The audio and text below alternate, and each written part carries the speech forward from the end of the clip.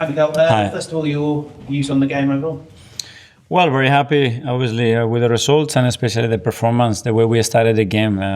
You really want to show how much you want it when you play against this kind of opposition in the cup, and we certainly had that attitude.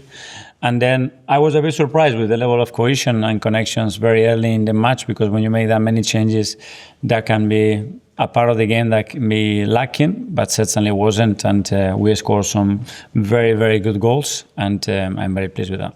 Obviously, with Riccardo coming out, you could maybe brought in Declan or Piero or Martin, but you've played Bukayo in sort of more central areas. Is that something you've been looking to try, and how did you think it worked? Yeah, that's something that's a possibility, and I wanted to try it, and we might use it in the future. So still so many games, competitions, and different scenarios to play in the season, and that's a possibility that we have. Yeah.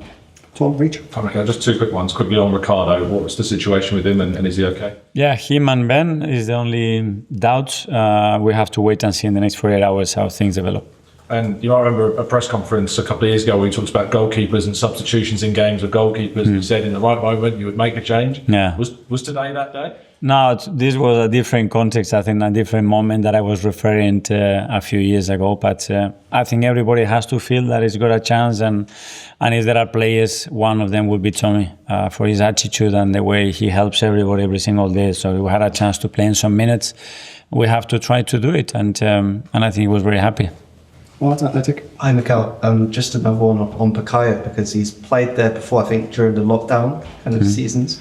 What do you like about him in those areas compared to when he's played up the right? Well, he's more central, he's closer to the goal. It's a bit more difficult for the opponent to get his reference constantly. He can interchange position with a wide player as well. And he's so good at picking those spaces. And when he's there, he can really hurt you with the ball. And when you say you were surprised by the cohesion, was it him in particular, or? No, there were a lot of them, and most of them, they haven't played that much together, so that's not easy. But some of the goals were exactly what we wanted to do. Matt Standard. It looked like the plan was going to be to give Myles minutes in midfield today. Obviously, you couldn't do that for late change. How frustrating was that? No, that was another learning moment, and I always tell them, be ready, because in the role that you have, it can change any minute. And Bukayo had to be ready, and he was made aware of that very, very, very late. But you need to understand the position, you need to understand the global intentions of the team, and if you do that, then you can perform, and I think Matt had a really good game. Ed, go ahead. Hi, Mikel. Two great assists from Eze today, but those two goals. Pleased that a confidence booster for him after a difficult week. Yeah, some superb balls, and his intentions. I think the risk that he took in the final third, the amount of shots that he tried to take as well. I think that's really positive. That's what we want from him. And could he have a big role to play for you in the next week, given that Martin Ødegaard wasn't in the match they scored today? Is he going to be around? Yeah, he's already playing a big role. He's played a lot of games for us, and he will continue to do that. Your last question, Phil from PM. Yeah, I was just going to follow up on that, really. I mean, do you think that would just be really important for Eze, because obviously he has had his sort of critics in this season, and he's just laid on two great assists and had a really good performance. So how good would that be? Well, that's what those players need, those moments, and especially when we talk about the creative players, they need to feel that they are producing those moments, and very happy with that, very happy with Gabriel as well, the run that he made, the timing of that, and then the finishing action, really, really positive. So it's good for the mood, for the confidence. It's a really good thing. Just on Martin, was he rested today, or was he injured? Or?